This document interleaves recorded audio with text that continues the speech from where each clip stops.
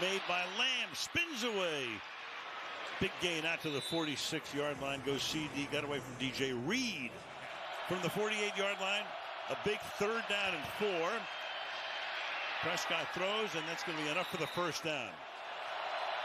And they move Ferguson over to the left to help out Nate Thomas. Lamb going back and forth on the left side. Pickens on the right side. Prescott throws, that's caught. And fighting his way to the 36-yard line. From 55. And that one is inside the left upright. Guys, the video game here has such a good feel for these kind of situations. 2nd down and 6. Goff fires over the middle, caught on the run. And another great run by Gibbs. Gibbs losing the ball, but he was down. Goff going deep down the sideline and throws that one away. That time he had Isaac to Slaw. And Bates sends it down and through. Detroit leading at the half. Coming up after the break. It's the State Farm Halftime Show with Carissa and the guys. Is private student loan debt wrecking your life? You really need to talk to Ivory. Hello. Good morning, everybody. Welcome in to the Athletics Podcast. Sorry about my hair. My hair's kind of a mess. It's okay. It's okay. The hair's a mess. It's okay. It's okay. Welcome in. Hello, everybody. Welcome. I don't know. Welcome in, everybody. I hope you have had a great week leading up to today. Happy Saturday. Welcome in. Enjoy the week. It's a little bit less colder than we've had the last few days, so enjoy the little bit of warmth we have. It's really cold out, lots of snow. I mean, like I said, skies pretty much clear, a little cloudy, but we got some blue skies. But thank you for tuning in. And so we're going to start her off with going down the line. We got to talk about what's going on with OBJ, what's going on in the NFL world. We'll take a trip down basketball lane too. I'm excited. Let's get into it. Big starters is the obvious, which is what's going on with Odell Beckham Jr. He recently went on a interview/podcast where he basically sat there and complained about how he basically has pretty much gone through his $100 million. That's right, $100 million contract, through his whole career. And he is going on to say, basically, he's trying to blame everybody but himself. He's going on to say that apparently it's the NFL's fault for not giving him financial advisors and financial help, and that he didn't know how to be financial with his money. And it's when you buy yourself and your friends and family a lot of nice things, eventually you're going to find it to be quite hard for yourself. And so NFL legend Shannon Sharpe, though, had some words and had to disagree with OBJ, which the Hall of Famer, 15-year veteran, went on to say, and I quote, "Do you really need 10 houses? Do you really need 15 cars? Do you need to buy everybody in your family a mansion that costs roughly $1 to $2 million?" And Shannon Sharpe not only saying this, but also continued to go on being like, how do you get $60 million liquid and that can't last you a lifetime? You've got a problem, quote Shannon Sharpe. And keep in mind, Shannon Sharpe, in his 15 years compared to OBJ's 9 years, roughly 9 years, Shannon Sharpe didn't make nearly as much. Shannon Sharpe's career's earning is roughly between $22 to $23 million through 15 years. His most earnings in one season was apparently $5 million. And so with that being said, Shannon Sharp, you know, him telling OBJ that he has a problem is definitely a problem, considering Shannon doesn't even have like OBJ has at least 80 million or so more, or made roughly 80 million more than Shannon did. And yet Shannon is doing just fine, and he's even saying, OBJ, you're kind of an idiot. And so, yeah, just to continue back on what OBJ said, though, is he said, you give somebody a 5-year, 100 million contract, it's 5 years for 60. We're getting taxed. That's 12 a year. So he's essentially saying he's only making, apparently, he claims that he's only made like roughly 12 million a year for 9 years, or for a 5-year, that it's roughly 12 million. And it's like, that's not true, man. That's not true. I mean, they probably do tax you. Assuming you say you do get a 5-year for 100 million, yeah, they probably take like maybe 5 or 6 million, maybe. But even so, with $95 million, you still can be financial about it. You can put it in a savings account. You can put it in a maybe your own 401k, something like that. Stocks, invest in stock market. I don't know, man. But like, thing is you clearly just fucked up, and instead of admitting that, you're trying to blame everybody but yourself. And it's not really cool. Not really something everybody loves to see or hear. And so I think for, as someone who watched OBJ's career, I will say he's a great player, but he's definitely like, thing is, he was great up until he pretty much his like, when he left the Giants, he joined the Browns. And when he joined the Browns, he had a great first season with the Browns in 2019, and that was it. From there, it was his downhill. He barely played with the Browns for both 20 and 21. He barely played. He played more games in his 2019 season than he did in both 2020 and 21. Then followed up, he joins the Rams. He only played 8 games with the Rams. He only played a grand total of 8 games. Then he missed out in 22. He was a free agent in 22. Joined the Baltimore Ravens for a 1 year in 23. Then played 1 year with the Miami Dolphins. And then just like that, that's it. That's it. Like, and honestly, like, Baltimore, he played a grand total of 14 games, but only played 9 games with the Dolphins. So, like I said, it was as soon as he leaves the Giants, leaves the team that drafts him, he plays 1 good year, and then that's it. And so, even with all that being said, the fact that he still made $100 million by the end of it says a lot. And I think the guy should just be. I think he should have been smart. I think, for starters, I don't think you should give all your family members mansions. Help them out, give them some nice homes, but you don't have to give them mansions, man. You could give them some like nice $150,000 to $200,000 houses, and you would have only probably wasted maybe $2 million out of your like $100 million or whatever. So no, he fucked up. Also, like Shannon Sharp said, the guy owns roughly about 15 cars, or at least at one point had 15 cars. So it's like, you didn't need more than 2. You don't need more than 2. After about 2, by the time you have like 5, you're just collecting at that point. You're straight up collecting cars. You're no longer doing what you should have been doing. And so, with that being said, though, I do want to take a look at something of OBJ's. It's pretty worthwhile of looking at. Where is it?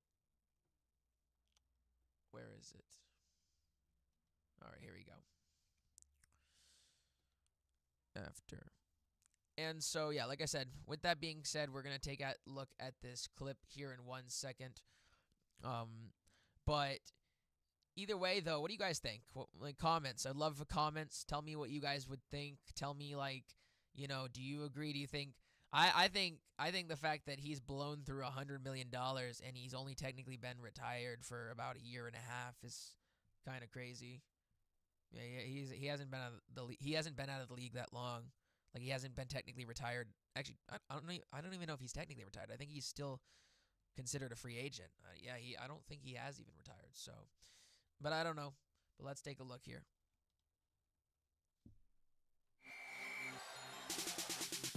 This entire team has been lifted tonight by Odell Beckham. Manning on a play fake. Rolls right, throws a deep ball down the right sideline. Odell Beckham Jr. made the catch with one hand for the touchdown. Wow, what a catch by the rookie. Ridiculous. Oh, my goodness. This is sick. Put this to music.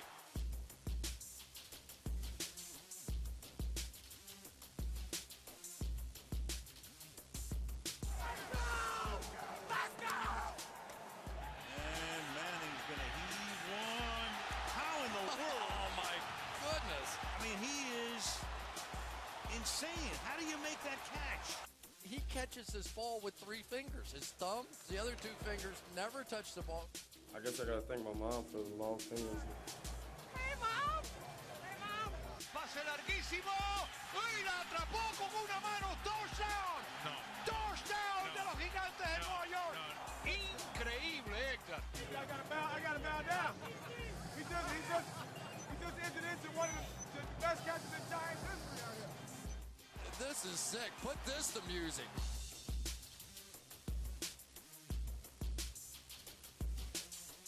That may... Wow. And so that was, as most people have seen, if you haven't or have, that is Odell's famous one-hand catch that he made back, I believe it was 2014. I think it was his second year. I believe he did that.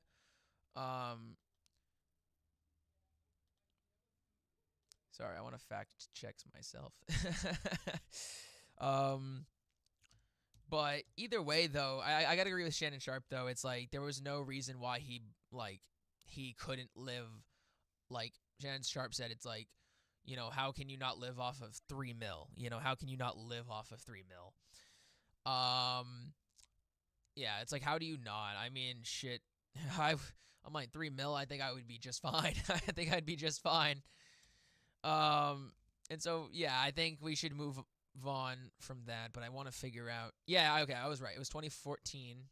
It was technically Sunday, November 23rd, in a primetime NFL game between the Giants and the Dallas Cowboys at MetLife Stadium. It was a 43-yarder touchdown reception from Eli Manning. So great job from OBJ during that time and that play. Wow. But real quick, though, I do want to say about OBJ, though, his stats real quick, starting when he got drafted in 2014, his rookie year. He had 91 total receptions for 1,300 yards on a 14.3 average and 12 touchdowns, with his longest being 80 yards. Very impressive rookie season, followed up with what I would consider a MVP, if not a Pro Bowl play or season. Was he played 15 games in 2015 for 96 yards, 1,450, 150 yards more from his rookie season on a 15.1 average, going up by 0.8, and 13 touchdowns, with his longest being an 87-yarder. So not only do you go from an amazing rookie year in only 12 games, by the way, but then you play 15 games and drop a Hall of Fame wide receiver season. Then you follow it up with 2016. He just does it again. But then this year he played all 16 games, 101 receptions, hitting over 100 catches, a little over 1,300 yards, and a 13.5 average with 10 touchdowns. Those 3 years alone would have made him look so good. And then things start to get like this. I think this is when his career went downhill. Was 2017. I mean, he only played 4 games. He had a crazy injury. I think he had an ACL. I'm not sure. But then in 2018, his last year with the Giants, he only plays 12 games for 77 receptions, over 1,000 yards, though, on a 13.7 with only 6 touchdowns. So he still has an amazing final year with them. And then he moves on to the Cleveland Browns, has a really solid year on top of the fact that he made his record reception of 89 yards with the Browns. So he has a really solid 74 for 1,000 yards on a 14 average. And so he's doing, looking like he's going to have a comeback. Like off the 2019 season, it's like, okay, he didn't have as many receptions, but he was also playing with Jarvis Landry at the time. So he was playing alongside another great wide receiver. So not like he was like the number 1 receiver anyway. But then it just gets worse. Like I said, I think 2019 was it for him. 2020, he only plays 7 games, then 6, 8, and so forth. So, like I said, I think for OBJ, his first 3 years were easily his best, and then after his injury really stumped him as a player.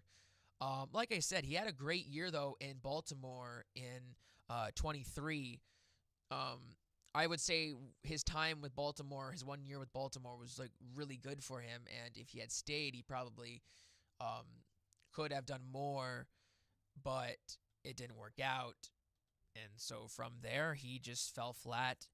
And again, I think it's ridiculous that he's on like the line right now, basically crying and making it like try to be like it's everybody else's fault, which is somewhat typical behavior of OBJ from the past. So not exactly surprising, but definitely I don't know. I think at this point he might just retire. I mean, he's been out of the league already now for almost going on 2 seasons. I don't think any team is gonna honestly pick him up. I think he's gonna sit in free agency for probably 1 more year, and then I think he'll retire. I think the 2026 season, he's gonna retire. Like not this year, but after next year, technically. So, yeah, I think by the start of the 26-27 season, he'll retire. At least that's what I think. But speaking of that, though, we'll move on from that to take a look at the final score of the Cowboys and Lions game. Lions beat the Cowboys 44-30. Cowboys dropped to 6-1. Looks like their playoff chances are very, very much dwindling before their eyes. Lions continue 8-5, though. They look like they got a good driver's seat for possibly a playoff picture.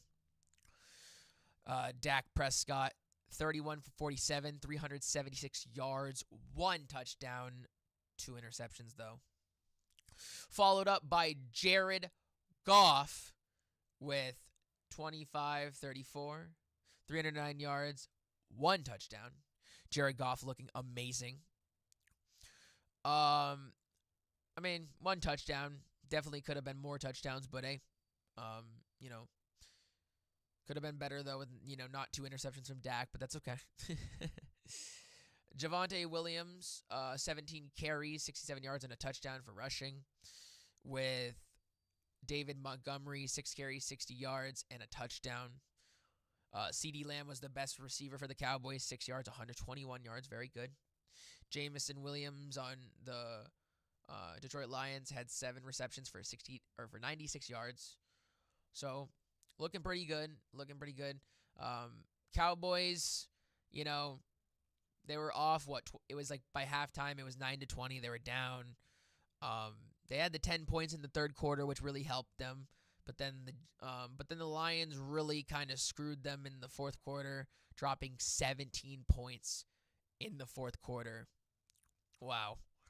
Cowboys dropped 11, though, but, I mean, letting the Lions score basically 2 touchdowns and a field goal on you in the final quarter definitely is not a good way to end the game.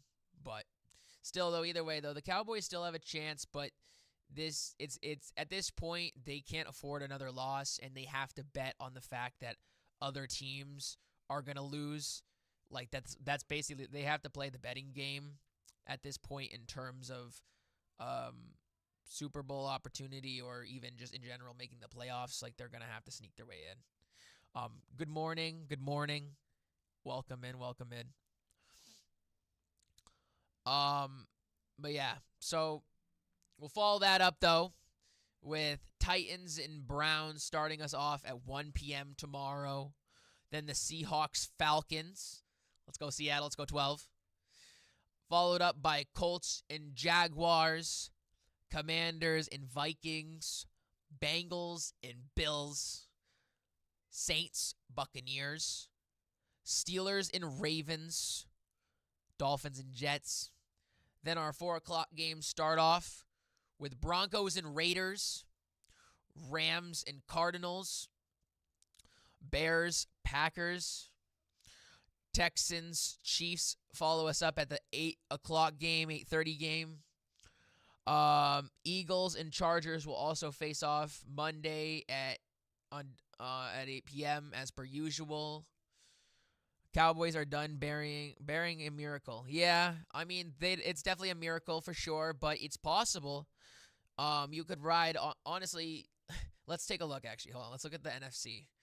Honestly, the Cowboys could ride on the fact that the Lions somehow start losing a lot. Packers, more likely than not, are going to guarantee their spot. They don't look like they're going to miss out on a spot. Then followed up, the Buccaneers, I don't know how they have the top of the division. They're close with the Panthers right now, fighting for the NFC South. And then also over in the NFC West is pretty tough right now.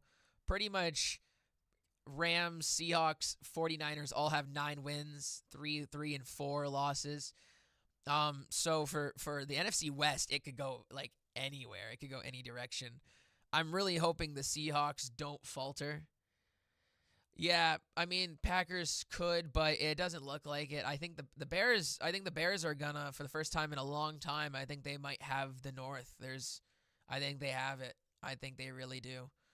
I don't know. I like the Packers, but I just don't think they're gonna outweigh how well the Bears have been playing this season. But we'll see. Hey, we'll see. Will they do it? I think they can. But will they do it? Who knows? But yeah, for the Cowboys, it is a miracle at this point. Because, like I said, with the West, you've got 3 teams who have 9 wins right now. You've got the Panthers and Buccaneers who are still doing better than you. I'm going to be honest with you. In all of my life, I never thought I would sit here and say the words that the Panthers are better than the Cowboys. I don't think I would have ever actually thought I'd be saying that right now, but yeah, the Carolina Panthers are, for the first time in probably ever, are better than the Cowboys. And then if we go in the AFC, obviously the Patriots are gonna easily win the AFC East, which I honestly don't think I would have said that either. Honestly, after Tom Brady leaving, I didn't expect the Patriots to be where they are right now.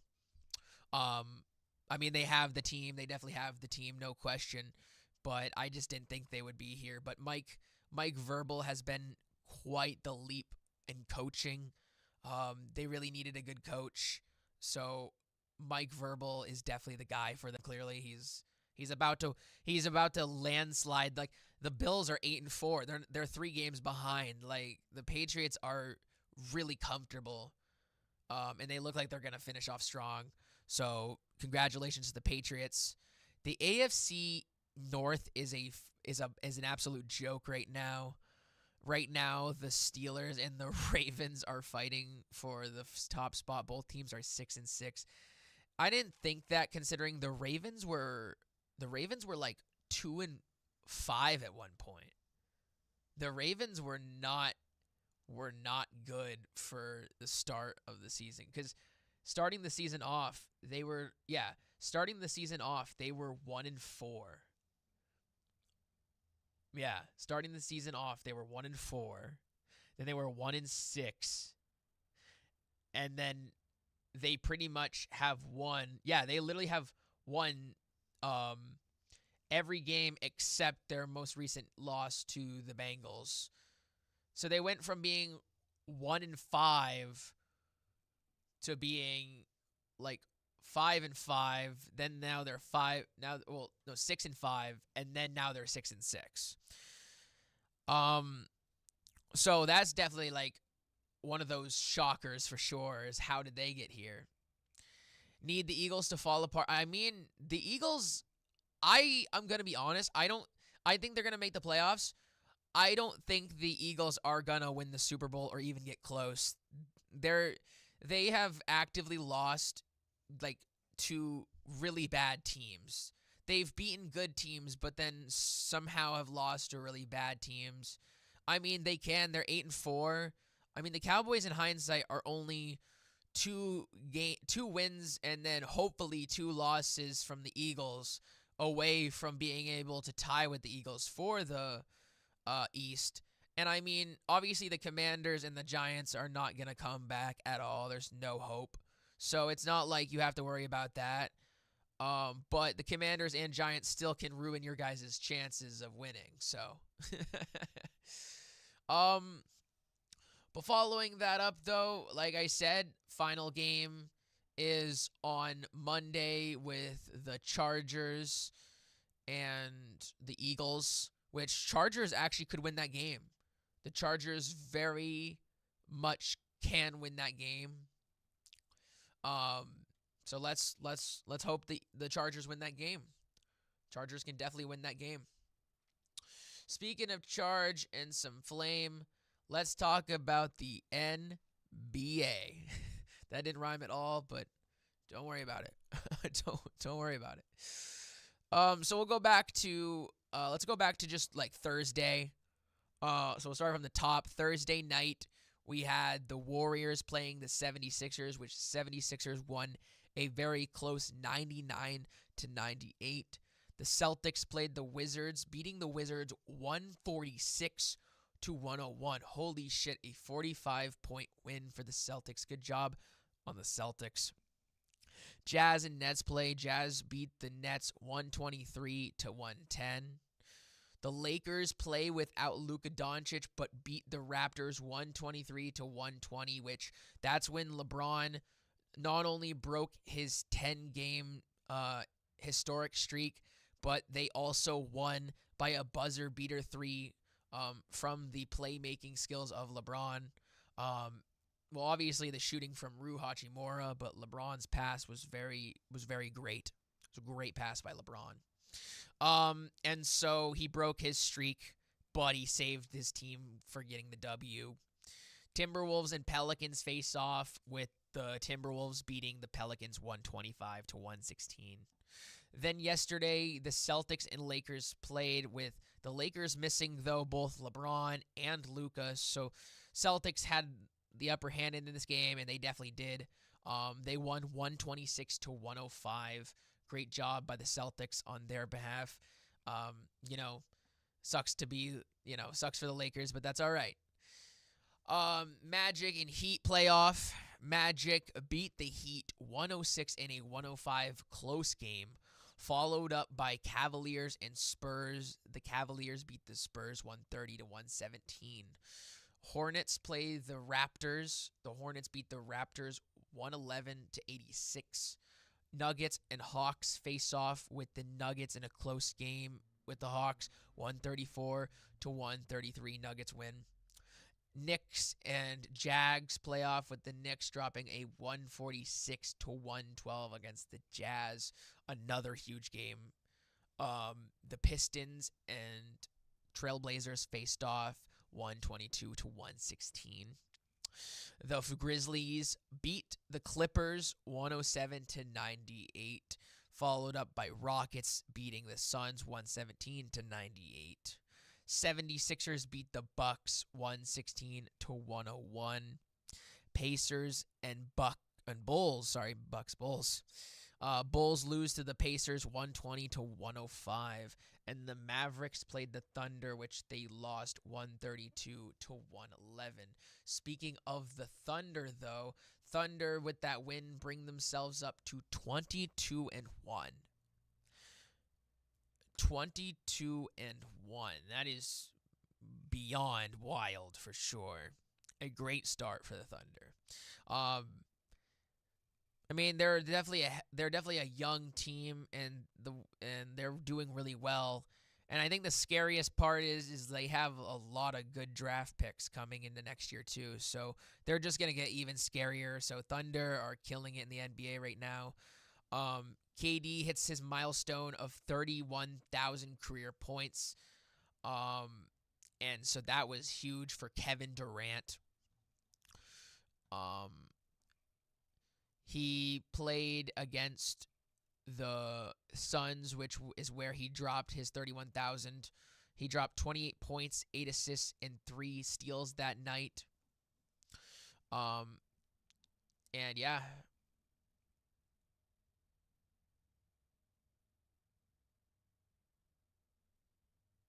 Yeah, elite company. So, fun fact is that Michael Jordan and Wilt Chamberlain still got to 31K, though, faster than Kevin Durant and LeBron. So that's honestly not surprising, but surprising on Wilt's behalf. I'm surprised Wilt reached 31,000 that fast, honestly. Michael Jordan, no surprise there, to be honest. He's a scoring legend. Following that up, though, speaking of legends, NBA Lakers Eldon Campbell, who played with Kobe and Shaq during the early 2000s, passed away with some confusion. He died at 57 years old. There was a lot of speculation that he apparently got sick during a fishing outing, but then his daughter said that he wasn't sick and that they don't know why he died. But then police medical did an autopsy on him and believed that he drowned. So there is a lot of kind of up in the airs on that one. Like, what? How did he die then? Campbell, who was 57, died on Monday, December 1st due to drowning. Thomas Steinkamp, the chief of investigations for Broward County, confirming to People. Broward County. I'm sorry. That's really funny. I had to stop for that. TMZ was the first to report Campbell's cause of death. The former Laker, who played alongside Shaq and Kobe Bryant, is survived by his wife, Rosemary, and their 4 children. On December 3rd, Sandra told the New York Post that her brother was out on the water and had returned to shore when he collapsed on Monday. It was all of a sudden. He wasn't sick and he was out fishing. She said at the time of the interview that they didn't know what happened. Campbell's family also released a statement and seemingly told solace in the fact that he died doing what he loved. They remembered the former Laker as a man to whom family meant everything, generous, funny, disciplined, and kind, but could shut you down if required. But let's see. His death was first announced on Wednesday, December 3rd, on December 3rd, in a statement from his alma mater, Clemson University, and the Detroit Pistons, where he played for 2 seasons. Okay, so I guess, I don't know. I'm still confused. Hold on. I'm still kind of confused.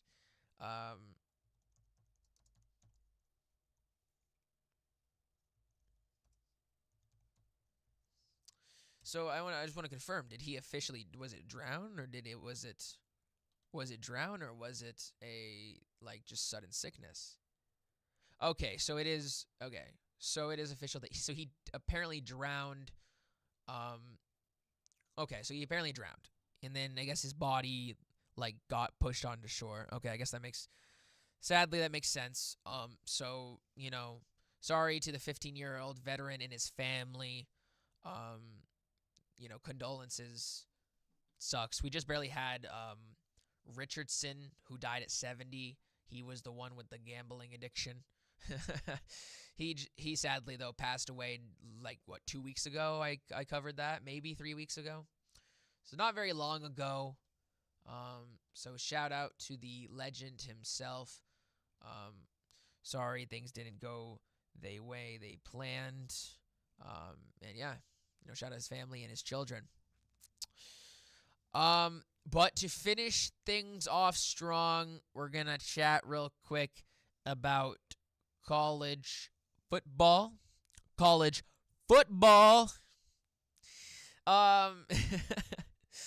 So we're going to start off by talking about the fact that this week, as of yesterday, starting the week 15 of 16, Troy and James Madison faced off. The 25-ranked James Madison beat Troy 31-14. The 20-ranked Tulane beat the ranked 24 North Texas 34-21 yesterday. Then today, in less than an hour actually, BYU ranked 11 and Texas Tech ranked 4 face off, followed up by Georgia playing Alabama at 4. Duke playing Virginia at 8 tonight, and then Indiana and Ohio playing at 8, and that's going to be a big game. Number 1 and number 2 ranked. Both teams are 12-0. Wow. Ohio State Buckeyes and Indiana Hoyzers. Hoyzers? Yeah, Hoyzers. 12-0. Both teams are 12-0. I'm definitely going to have to tune in for this because this is going to be good. This is going to be good. Wow. That's insane. I didn't know that there was, I know basketball had some undefeated teams right now, but I did not think that college still had, football-wise, still had undefeated teams. So, holy crap. So, yeah, this is going to be a big game then. This is going to be a pretty huge matchup. This is going to be a huge matchup. So let's take a listen in. This year, this will be Ohio State's biggest test so far this season, but once again, they passed every test we've seen so far. They have, and they got a really impressive road win at Oregon. I was so blown away by what they did, getting pressure on Dante Moore. Fernando Mendoza's playing at a high level. The receiving core is good, and I think the biggest area, Mike, where they're better this year is on the offensive line. And what'll be interesting is the biggest area I think Ohio State, just to go back to them for a second, is improved is in the run game, with Bo Jackson. Roman Hemby's come on. He started his career at Maryland. He's, had some big plays, this weekend. I don't know how well they're going to be able to run the football against the Buckeyes. I remember being there last year. We did the Big Noon game. It was in Columbus, and they just got outclassed. Yeah. I feel like this team is considerably better than that. But the Buckeyes might be better this year, too. Neutral site this year. Neutral site. Yeah, it's going to be interesting, too, because Ohio State playing this huge rivalry game. Every bit of focus, emotion involved here, and not so much for Indiana, their last game. They didn't have quite the same level of competition. So now we go to this next game. Is Ohio State going to be as highly motivated as Indiana? Because I know Indiana's going to. What are you playing for? I just thought about something. It's not a neutral site. The game's in Indianapolis. Yeah, so, there you go. It's a short drive from Columbus. I've done that drive. But last year Ohio State didn't win the Big Ten title, obviously. All right. At this point, I feel like they're yapping. But they're right, though. I did see that Hauser's last game was good, but Ohio State has just been pure dominant, and they were dominant last year too. So the thing is, when you have, for example, wide receiver Jeremy Smith still playing for you, it's kind of hard not to be impressed. If you don't know, by the way, who Jeremiah Smith. If you don't know who Jeremiah Smith is, you really should. He's a really, in my opinion, big deal young cat. At 20 years old, he's just making waves. He's just impressive. He's very impressive. And I think he's going to spend probably one more year in college, and then he's going to be probably ready for the NFL. He's going to be ready. He's a kid that I'm going to be looking out for. I mean, he played alongside JSN, and as we saw, JSN plays the way he does in Seattle. But let me put this in perspective. JSN, Jackson Smith-Njigba, was wide receiver number 2.